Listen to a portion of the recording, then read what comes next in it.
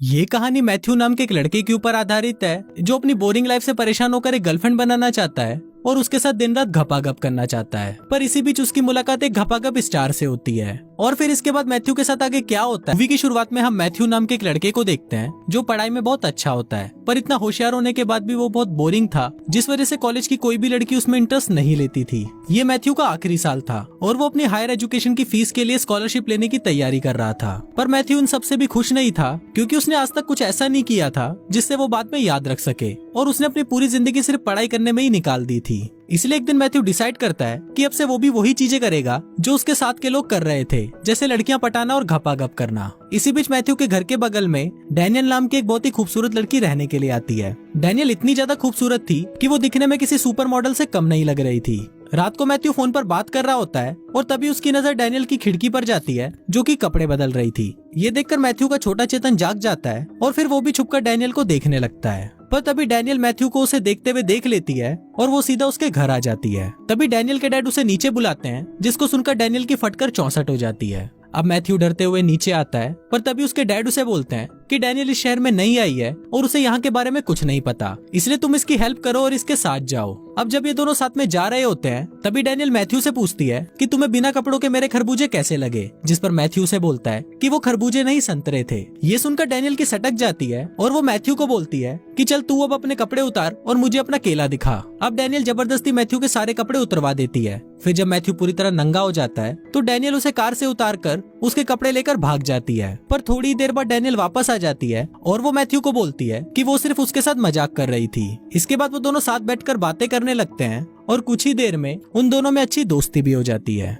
अगले दिन जब मैथ्यू क्लास में पढ़ रहा होता है तो डैनियल वहाँ आकर उसे क्लास से बाहर बुला लेती है। फिर वो दोनों मस्ती करने के लिए वहाँ से चले जाते हैं और पूरे दिन साथ में बकचोदियां करने के बाद शाम को वो दोनों चुपके से किसी के स्विमिंग पूल में जाकर साथ में नहाने लगते हैं। फिर वो दोनों वहाँ पर किस करने ही वाले होते हैं, पर तभी मैथ्यू को रियलाइज होता है कि ये पूल उसके प्रिंसिपल का है, इसलिए वो तुरंत ही वहाँ से भाग जाते हैं। इसके बाद ये दोनों मैथ्यू की फ्रेंड की एक पार्टी में जाते हैं, जहाँ पर डैनियल को देखते ही मैथ्यू के दोस्त बौखला जाते हैं और वो डैनियल को इम्प्रेस करने की कोशिश में लग जाते हैं। पर इस बार मैथ्यू डिसाइड कर चुका था कि डैनियल को घोड़ी तो वो ही बनाएगा, इसलिए वो डैनियल के पास आता है और उसको सबके सामने किस करने लगता है। अब डैनियल को किस करने के बाद मैथ्यू को ऐसा फील हो रहा था कि अब जॉनी सिंस का बाप तो वो ही है। पर तभी उसका एक चोमू दोस्त उसके पास आता है और उसे बोलता है कि भाई तू जिसे मियां कुमारी समझ रहा है वो तो मियां खलीफा है और लोग उसकी वीडियोस देखकर अपनी टंकी खाली करते हैं। अब ये सुनकर मैथ्यू का दिल टूट जाता है और वो निराश होकर वहाँ से जाने लगता है। पर तभी उसका दोस्त उसे बोलता है कि अगर ये घपाघप स्टार है तो क्या हुआ, तुझे तो इस चीज का फायदा उठाना चाहिए और तू जो चाहे उसके साथ कर सकता है। अब ये सुनकर मैथ्यू सीधा डैनियल के पास जाता है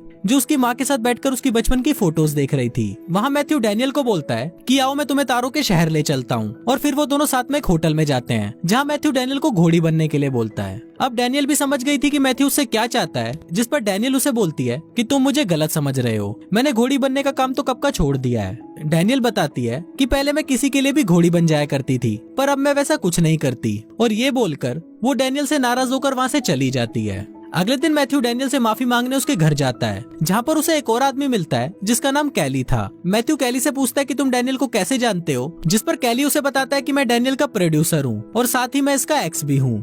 अगले दिन मैथ्यू जब कॉलेज जा रहा होता है तो वो वहाँ पर देखता है कि कैली लड़कियों के साथ फ्लर्ट कर रहा है। तभी कैली वहाँ पर मैथ्यू को भी देख लेता है और वो उन लड़कियों के सामने मैथ्यू की तारीफ करने लगता है। इसके बाद मैथ्यू कैली के साथ बैंक जाता है, जहां वो बताता है कि ये एक स्टूडेंट एडवाइजर है। दूसरी तरफ हम डैनियल को देखते हैं, जिसको अपने आप में ही गिल्ट फील हो रहा था कि कभी भी वो बदल नहीं सकती और ना ही कभी वो एक नॉर्मल लाइफ जी सकती है, इसलिए वो कैली के साथ वापस लास वेगस चली जाती है। अब यहाँ मैथ्यू भी डैनियल से प्यार करने लगा था, इसलिए वो डिसाइड करता है कि वो डैनियल को वापस लेकर आएगा, और इसके लिए वो भी अपने छपरी दोस्तों के साथ लास वेगस के लिए निकल जाता है। वहाँ पहुंचकर मैथ्यू देखता है कि डैनियल बिना कपड़ों के ही सबके सामने डांस कर रही है, जिस पर वो उसे समझाता है कि तुम्हें ये सब करने की कोई जरूरत नहीं है। पर तभी वहाँ पर कैली आ जाता है और वो मैथ्यू को अपने साथ ले जाकर उसे धमकाने लगता है। वो मैथ्यू को बोलता है कि तुम डैनियल को उसका काम करने से रोक रहे हो, और अगर वो ये काम नहीं करेगी तो मैं कमाऊंगा कैसे।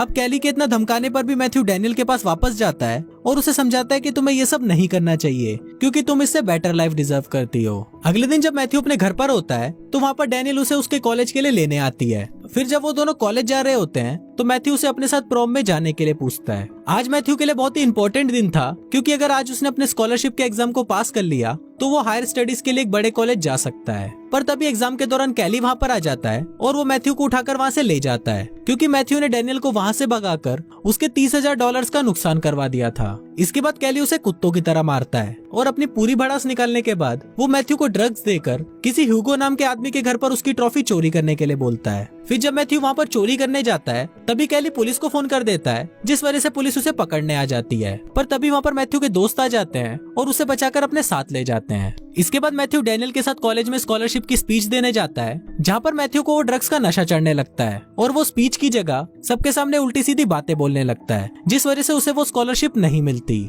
इसके बाद जब मैथ्यू बैंक जाता है तब उसे पता चलता है कि उसने जो कंबोडियन स्टूडेंट के लिए $25,000 का फंड रेज किया था वो कैली वहाँ से स्टूडेंट एडवाइजर बन के ले गया है। ये सुनते ही मैथ्यू शॉक्ड हो जाता है और वो ये बातें अपने दोस्तों डैनियल को बताता है, जिसके बाद वो सभी मिलकर कैली को सबक सिखाने का प्लान बनाते हैं। फिर मैथ्यू और डैनियल दोनों ह्यूगो के पास जाते हैं, जो कि कैली की तरह ही एक प्रोड्यूसर था। वहाँ मैथ्यू ह्यूगो को सारी बातें बताता है और उसकी ट्रॉफी भी उसे वापस कर देता है। फिर वो ह्यूगो को बोलता है कि अगर आप हमें $25,000 दोगे तो हम आपको दुनिया का सबसे बढ़िया घपाघप वाला वीडियो बनाकर देंगे। ये सुनकर ह्यूगो भी खुश हो जाता है और वो उनको पैसे देने के लिए राजी हो जाता है। अब सब लोग मिलकर वीडियो बनाने में लग जाते हैं, जहाँ डैनियल भी अपने कुछ दोस्तों को बुलाती है जो कि उसी की तरह घपाघप स्टार थी। इसके बाद ये लोग साथ में प्रॉम में जाते हैं, जहाँ पर सभी लोग सिर्फ उन्हें ही देख रहे होते हैं। तभी वहाँ पर मैथ्यू के कुछ क्लासमेट्स आते हैं और उसको बोलते हैं कि ये लड़कियां तो घपाघप स्टार हैं, जिस पर मैथ्यू उनसे पूछता है कि क्या तुम इनके साथ काम करना चाहोगे। अब ये सुनकर वो लोग बहुत खुश हो जाते हैं और वो मैथ्यू को हाँ बोल देते हैं। अब ये सभी लोग मिलकर उसी रात वीडियो शूट कर लेते हैं और अगले दिन जब मैथ्यू अपने घर आ रहा होता है तभी उसके पास उसके दोस्त का कॉल आता है और वो उसे बताता है कि हमारी वीडियो को किसी ने चोरी कर लिया है और चोरी करने वाला और कोई नहीं बल्कि कैली होता है। कैली मैथ्यू को धमकी देता है कि इस वीडियो की कमाई का आधा हिस्सा तुम मुझे दोगे, नहीं तो मैं इस टेप को तुम्हारे प्रिंसिपल और तुम्हारे पेरेंट्स को दिखा दूंगा। पर मैथ्यू उसे मना कर देता है, जिस पर वो उस टेप को सबको दिखा देता है। पर जब वो वीडियो स्टार्ट होता है तो हम देखते हैं कि वो सिर्फ घपाघप की एजुकेशन वाला वीडियो होता है, जिसको देखकर सभी लोग मैथ्यू की बहुत तारीफ करते हैं। अब ये टेप ऑफिशियली रिलीज कर दिया जाता है और देखते ही देखते ये टेप मार्केट में बेस्ट सेलर बन जाती है। अब मैथ्यू के पास बहुत सारे पैसे आ गए थे, जिससे वो अपनी यूनिवर्सिटी की फीस भी भर देता है और वो उस कंबोडियन स्टूडेंट को भी स्कॉलरशिप दे देता है। मैथ्यू बाकी बचे हुए पैसों से अपने लिए गाड़ी खरीद लेता है और वो कैली को एक एक्सपेंसिव गिफ्ट भी देता है, जिससे वो दोनों अच्छे दोस्त बन जाते हैं। लास्ट में मैथ्यू और डैनियल भी साथ में खुशी खुशी रहते हैं और कुछ इसी तरह से ये फिल्म यहीं खत्म हो जाती है।